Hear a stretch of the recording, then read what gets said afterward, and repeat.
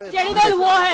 मेरे को गाड़ी में बड़ा बड़ा पत्थर मारा गया बाहर से एंटी सोशल पुलिस का सामने में आके हमको इतना गाड़ी को अटैक किया। अगर हम गाड़ी का कांच शीशा खुला रखता तो हमारा माथा फाट जाता, हम लोग सब मर जाता।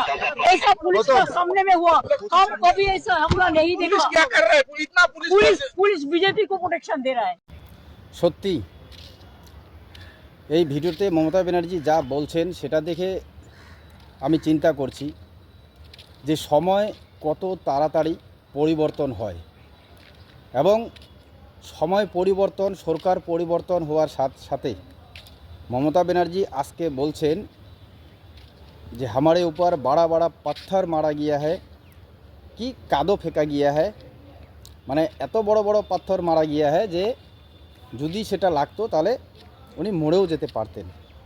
ভাবুন তো ওনার কিন্তু কোনো কিছু হয়নি, তবে তার মানে আমি এই ঘটনাটাকে সাপোর্ট করছি এটা নয়। তবে এই ধরনের ঘটনাকে কোনোদিনও সাপোর্ট করা যায় না। কিন্তু আপনাদের মনে আছে হয়তো এই ঠিক 1 বছর আগেই নাগরাকাটায় যে বন্যা হলো ঠিক এই সময়টাই হয়তো সেখানে খগেন মুর্মু আসছেন মালদার সাংসদ এবং শিলিগুড়ির বিধায়ক শঙ্কর ঘোষ তিনিও গেছিলেন।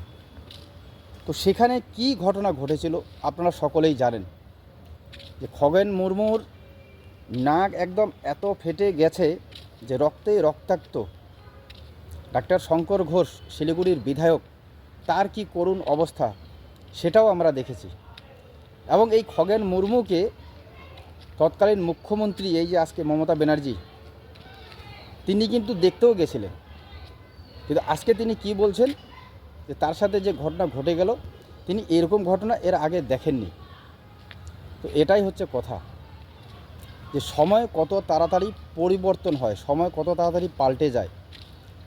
এবং এই শাসনে বসার পরে যে শাসন ক্ষমতা, আমি একটা ভিডিও আগে দিয়েছিলাম বা প্রায় আমি আগে বলতাম যে ক্ষমতায় এসে ক্ষমতার নেশাগ্রস্ত হলেই যা যা ঘটনা হয় সেটাই হচ্ছে। আপনার সময় ঘটেছিল, এখনও ঘটছে। তো ক্ষমতার নেশায় নেশাবান হয়ে এই ধরনের ঘটনা কোনো সময় ঘটানো অথবা ঘটনাকে সাপোর্ট করা কাম্য নয়। আপনারা কীভাবে দেখছেন এটাকে অবশ্যই কমেন্টে জানাবেন। ধন্যবাদ।